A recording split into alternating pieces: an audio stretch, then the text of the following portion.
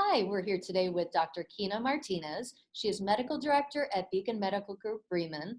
Dr. Martinez, the number of cases, COVID cases in different parts of the country and right here at home, it's continuing to rise. Number of cases is growing. What should people do if they find out they have been exposed to COVID? Sure. So the first thing is really to understand what constitutes an exposure, because there's a lot of misunderstanding about what really counts as being exposed to the virus. And the CDC is pretty clear on these guidelines, which is helpful because it gives us some really good guidance on what we need to be concerned about and what you really don't need to worry about when it comes to exposures to COVID. So you are exposed to coronavirus or COVID-19 if you are within 6 feet of someone who is positive for the virus. Either they've been tested or a doctor has confirmed that they have coronavirus. So within 6 feet of that person for 15 minutes or longer at a single period of time. So it really is all three of those things: within 6 feet for 15 minutes at least in duration, while that person is infected with COVID, which really means 2 days before their symptoms start until about 10 days after they first got sick or tested positive. Where did these criteria come from? So this criteria weren't just made up. This comes out of science and research about when people are likely infectious, when they spread the disease. And we know for coronavirus pretty clearly now that people begin to be contagious and can spread it to others 1 to 2 days before they develop any symptoms themselves. And that's really important because you may feel fine and you may go out and spend some time with family or friends and not realize that you're actually getting others sick until a couple days afterwards you come down with a fever and cough and body aches and the other symptoms of coronavirus.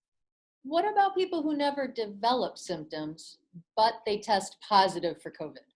So that's a little bit of a difficult situation. We do know that some people can have symptoms that are so mild or maybe no symptoms at all. And based on different studies we have now from different parts of the world and different places in the United States, it may be 20 to 40% of people have no signs of coronavirus, but spread it to others. So if someone tests positive for COVID, even though they never have symptoms, we count that window of exposure from 2 days before their positive test until a full 10 days after that positive test. And then by that point, you're usually beyond the window where you might get others sick. Are there other things too besides the 15 minutes and closer than 6 feet guideline that also count as exposure? Yeah, so there's a couple of other things that meet the CDC criteria for what we call a close contact. So hugging, kissing someone, that close physical touch like you might have with a family member or an intimate partner, that also counts as a contact or an exposure, even though it's much less than a 15-minute duration. And then anything where you might get someone's respiratory secretions on you directly. So if you're sharing food or drink with somebody, or say you have a toddler in your lap and they sneeze in your face and you're not wearing a mask or any eye protection, that also would be an exposure. So if I'm at work and passing somebody in the hallway, this is a brief interaction, would you count this? No, and this is really important. I still see many patients in my office, and once you ask, they're concerned about things like going to the grocery store or doing some of those normal life activities again. And really, in order to be exposed to coronavirus, you really have to spend some close contact with somebody for that longer period of time. So passing someone in a hallway at work, using a bathroom after someone used it, those are very low risk situations.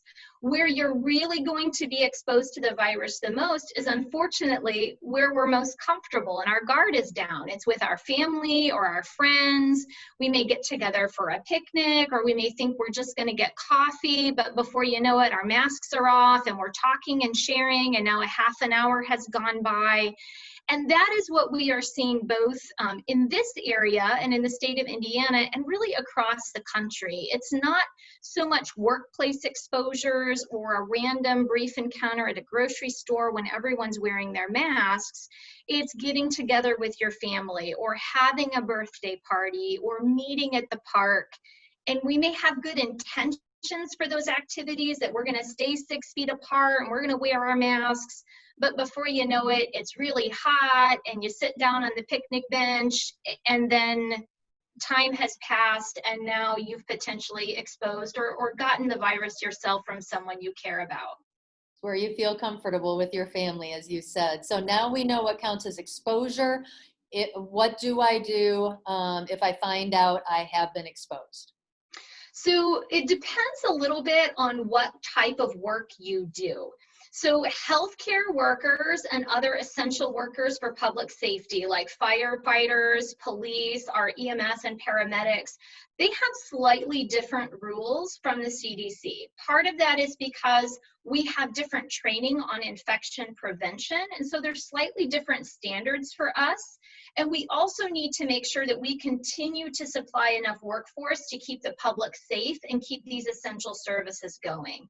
So if you work in one of those professions and you find out you've been exposed, call your human resources department first and get instructions based on the needs in your area, what your department is saying, what your exposure was, and all of those things. So there's slightly different rules for those people. For everyone else, if you have a confirmed exposure, again, within 6 feet for 15 minutes or more at a time, continuous time with somebody during that window where they're infectious, so 2 days before they get sick or develop a positive test to 10 days after that time. If that's you, then you need to stay home for the next 14 days and quarantine yourself. What does it mean to quarantine? So quarantine is basically a personal stay-at-home order. When you are under quarantine, you should stay within your house. You can interact with your family members, but if your family is high risk or if you're concerned about protecting them as much as possible, really you should limit those things as much as you can. If you're under quarantine at home, you might wear a mask the whole time you're in your house or outside of your own bedroom so that you can minimize any exposures. But you really should be away from the public and from anybody that you might cough or sneeze or breathe on that could contract the virus from you. So if you are in quarantine, will there be any need or is there a need to be tested for COVID? So if you develop symptoms, you should definitely be tested at that point. The test that we have is not perfect, and it tends to miss more cases of coronavirus than it catches. So if you have a positive test, that's pretty accurate. You probably do have COVID and you are spreading it in your secretions. If you have a negative test, it might be that we just tested you at the wrong time. So again, people tend to shed the virus starting about 2 days before they develop symptoms and up until about 10 days after they develop symptoms or when their fever is gone.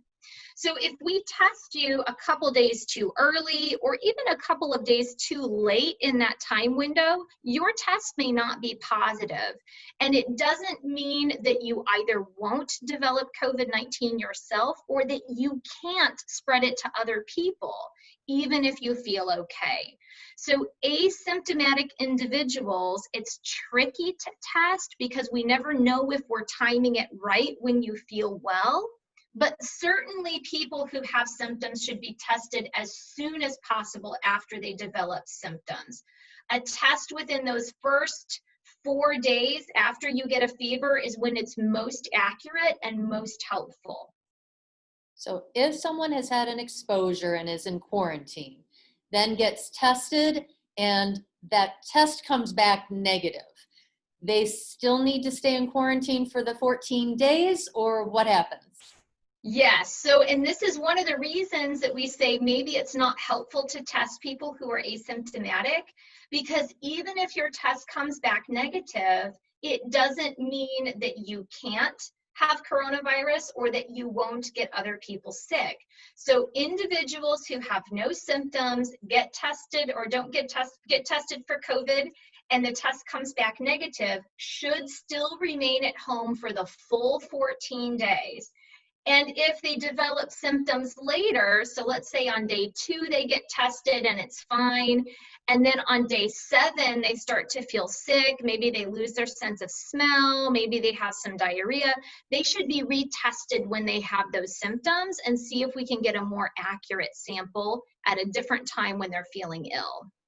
Okay, so are there any circumstances when someone who's been exposed should get tested for COVID, even though you are feeling A-okay? So there are some individuals who may interact with really high risk populations that we will want tested. And again, this is why it's important, if you've gotten sick, to reach out to your human resources department and see what they advise. So individuals, for instance, who work in a group home or live in a group home, those who work in an extended care facility like a nursing home or a rehab center where there's a lot of vulnerable people, they may need slightly different guidelines, and we may test and quarantine them differently than the rest of the population. So if you are feeling fine, but you know you've been exposed and you're in one of those situations, or even if there's someone in your household that's really high risk, it's someone who's elderly, who has a compromised immune system, who has a history of heart disease or high blood pressure, we may want to test you even though you feel okay, just to add an extra layer of protection for those vulnerable people. Okay, so last question. 2 weeks of quarantine, 14 days. It doesn't sound long, but when you're doing it, it's a long time. So, especially after lockdown in the spring, maybe people can't or don't want to be separated from family or household members. Is this type of quarantine really absolutely necessary? So if we are serious about protecting people in the community and those that we love, then yes, we have to take it seriously. We know that people who are exposed and are going to get sick or may spread the virus to others may take a full 14 days before they develop any symptoms. And so that guidance isn't arbitrary. It's based on science, it's based on fact and research. And if we want to really protect people and get our lives back to normal as fast as possible, then we have to take quarantine seriously when we do have an exposure. One of the things that I think is really important for people to remember is that most of us do not have to be exposed to COVID. If we wear our masks, a well-fitting mask that goes over the nose and under the chin and fits well so we don't have to keep touching it and readjusting it, if we make sure we stay 6 feet away from people when we're going to be spending longer periods of time with them, either meeting them for any reason, whether that's work or private or personal reasons, we can do these things. And if you do those things, then you won't be exposed. You just have to keep your distance and keep your mask on and be aware of how you are spending time with others and interacting with them. If we do those things, then really none of us have to be exposed to COVID, and most of us could get back to a more normal pace of our lives again. Normal sounds great, doesn't it? It sure does. Doctor, thank you for your perspective, guidance, and these important reminders. You're welcome.